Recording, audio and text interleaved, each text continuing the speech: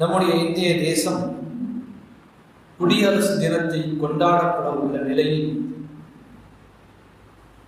ஒவ்வொரு ஆண்டும் ஜனவரி 26ஆம் தேதி கொண்டாடப்படும் குடியரசு தினம், அந்த தினத்தை பற்றிய வரலாற்றையும் இஸ்லாம் அதைத்தான் விரும்புகின்றது என்ற செய்தியையும் இந்த நேரத்திலே உங்களிடத்தில் நான் பரிமாறிக்கொள்ள ஆசைப்படுகின்றேன்.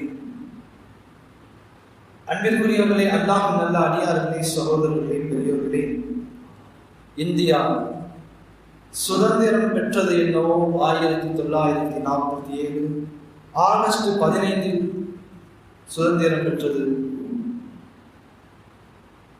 ஆனாலும் ஒரு நாட்டை ஆளுவதற்கான சட்டதிட்டங்கள், நெறிமுறைகளை வகுப்பதிலே கால அவகாசம் தேவைப்பட்டது. எனவே அந்த அடிப்படையில் தான் 1950 ஜனவரி 26 தான் இந்திய அரசியல் அமைப்பு சட்டம் நடைமுறைக்கு கொண்டு வரப்பட்டது. அன்று முதல் இன்று வரை ஜனவரி 26 குடியரசு தினமாக நாம் கொண்டாடி வருகின்றோம். அன்பிற்குரியவர்களே, அல்லாஹ்வின் நல்ல அடியார்களே, குடியரசின் நோக்கம் என்ன?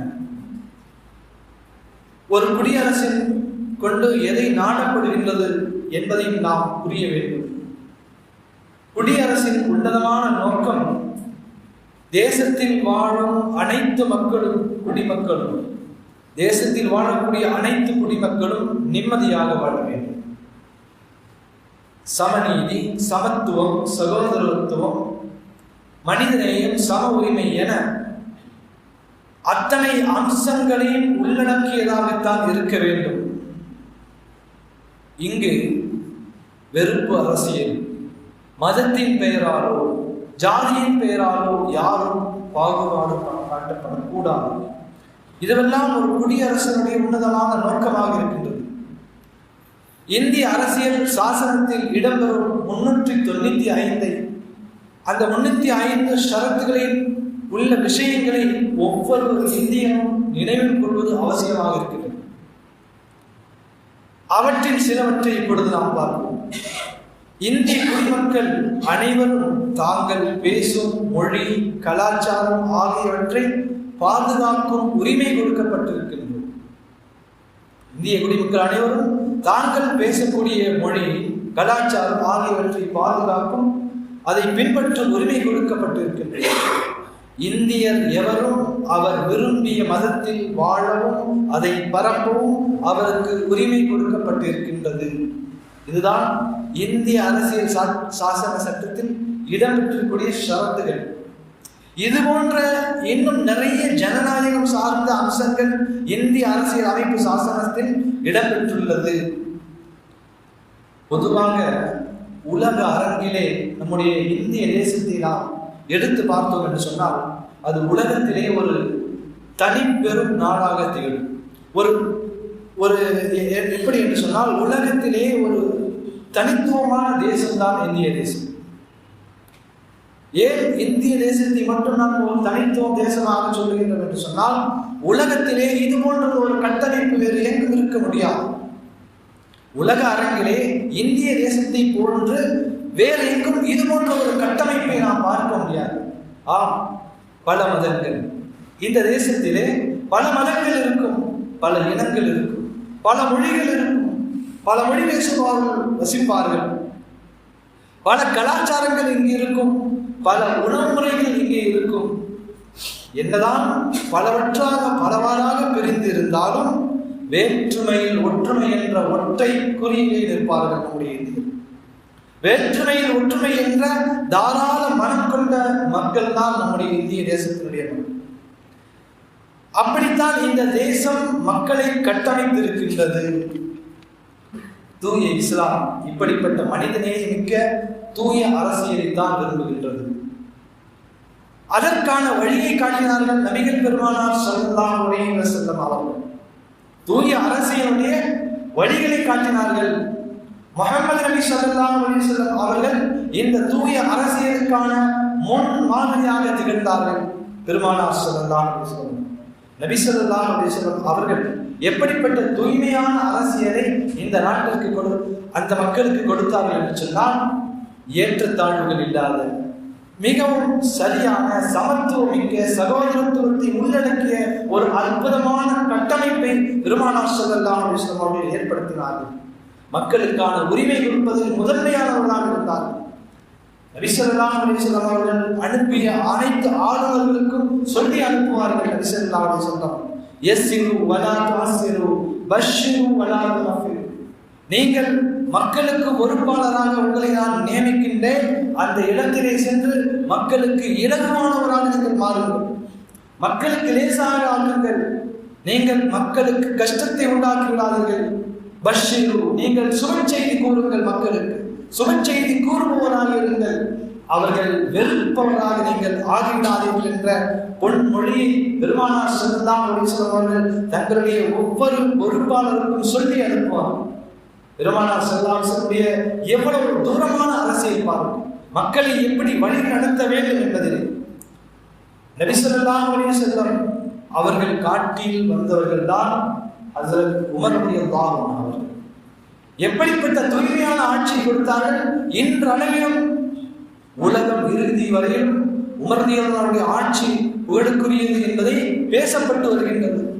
அண்ணல் காந்தியடிகள் உட்பட இன்னும் பல தலைவர்கள் உமர் அவருடைய ஆட்சிதான் வேண்டும், அது போன்ற ஆட்சி அமைத்தால் சிறப்பாக இருக்கும் என்பதை விரும்பினார்கள் என்று சொன்னால், பெருமானார் ஸல்லல்லாஹு அலைஹி வஸல்லம் அந்த பாசறையிலே பயின்ற உமர் ரலியல்லாஹு அவர்கள் அப்படிப்பட்ட தூய்மையான அரசியலை ஆட்சி முறையை இந்த உலகத்திற்கு கொடுத்தார்.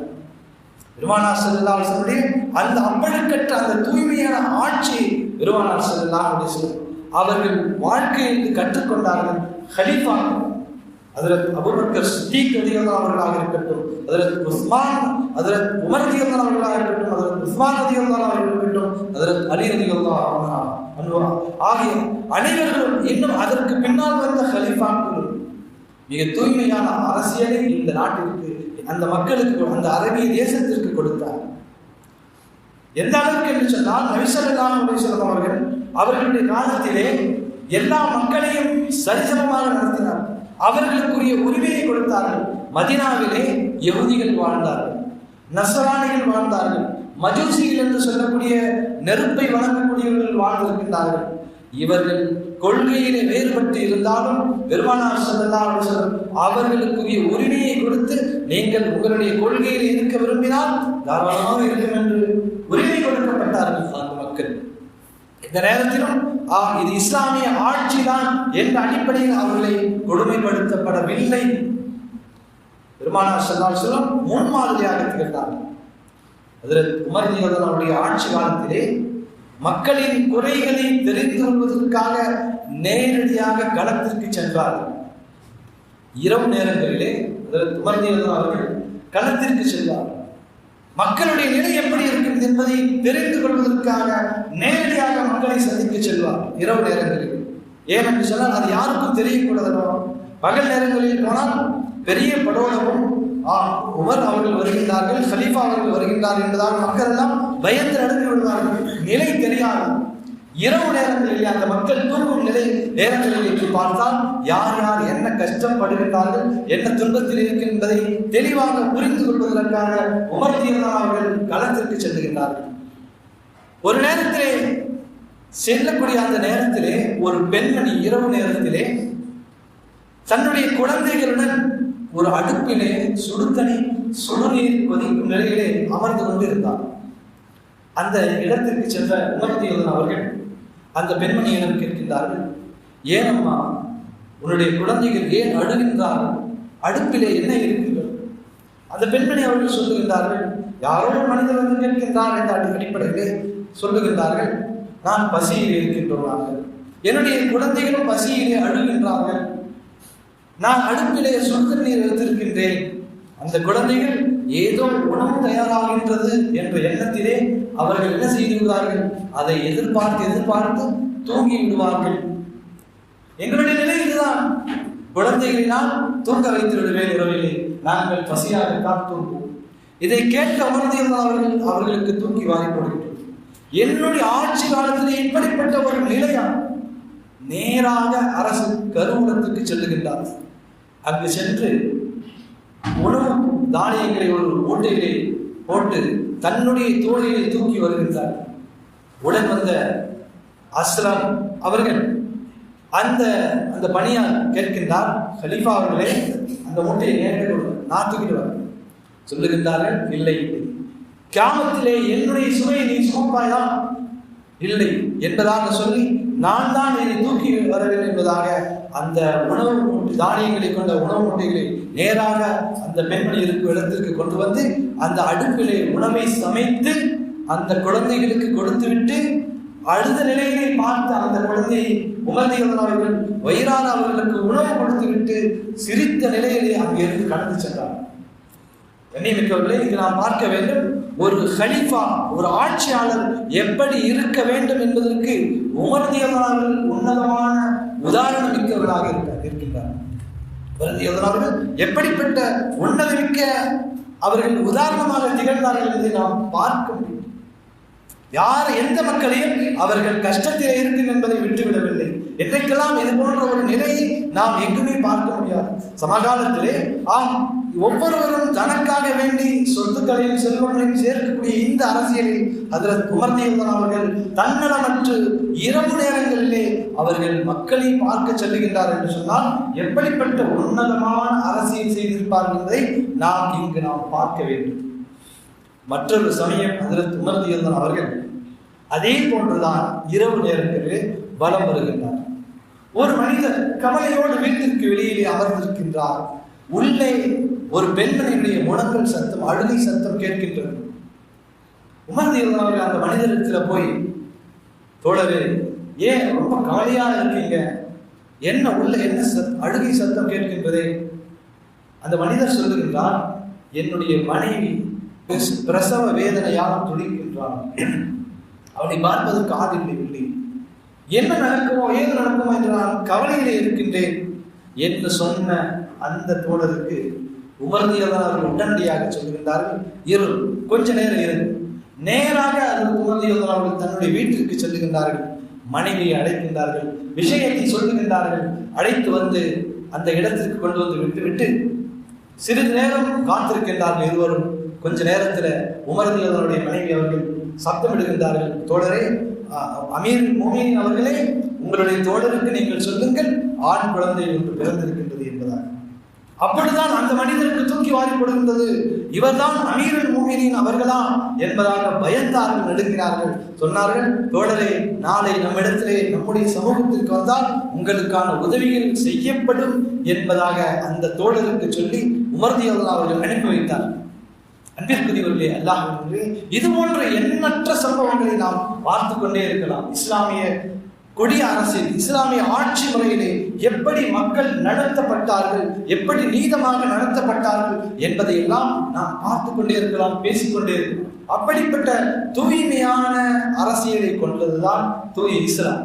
எந்த நேரத்திலும் மக்களுக்கு இடையூறு அளிக்காது. அவர்கள் வெறுப்பிற்கு உள்ளவர்களாக ஆகும் அளவிற்கு எந்த நேரத்திலும் இஸ்லாம் என்ன செய்யாதுங்க, அரசியல் செய்ததே இல்லை.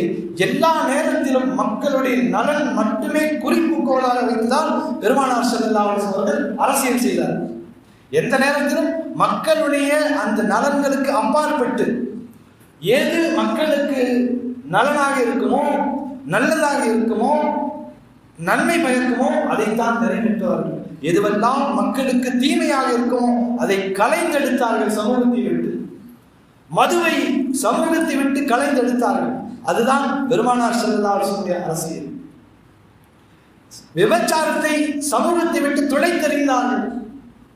வட்டியை சமூகத்திலிருந்து அறுத்தெறிந்தார்கள், வேறறுத்தார்கள்.